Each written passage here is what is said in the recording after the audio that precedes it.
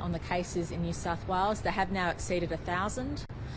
The vast majority of those cases, however, are still overseas acquired or otherwise direct contacts of that overseas person. So at this stage, that is still the majority of cases, and that's where we want to keep it. And that's why it's important at this stage to make sure people who are asked to self-isolate or people who should be self-isolating do so, because at this critical phase, whilst the majority of the cases acquired are from overseas travel or directly linked to people who've been overseas, that tells us to an extent that we are maintaining some control over the virus.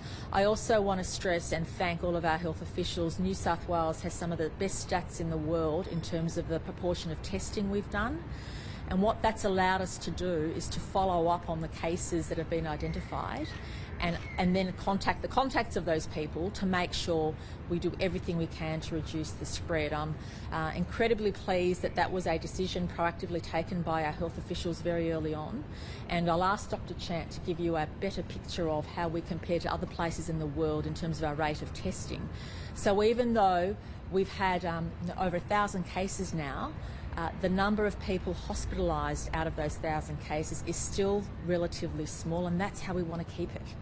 And that's why we're urging everybody to please do the right thing. Please don't risk it for yourself or anybody else. Please don't go around knowing you might have the virus and potentially infecting so many other people. Whilst we're at this phase, we want to make sure that we keep those numbers down in terms of the people that need hospitalisation, even though that has gone up, but it's still relatively small compared to the number of cases, and that's exactly where we want to keep it. We also appreciate that during this time, it has been a time of uncertainty. I appreciate the community wants information, they're craving information, and that's why the extra 1,000 people we're hiring through Service New South Wales will help us make sure those communications are done seamlessly, that we have people available on the phone to speak to, as well as obviously the online and social presence, and that will be enhanced in the coming days and weeks.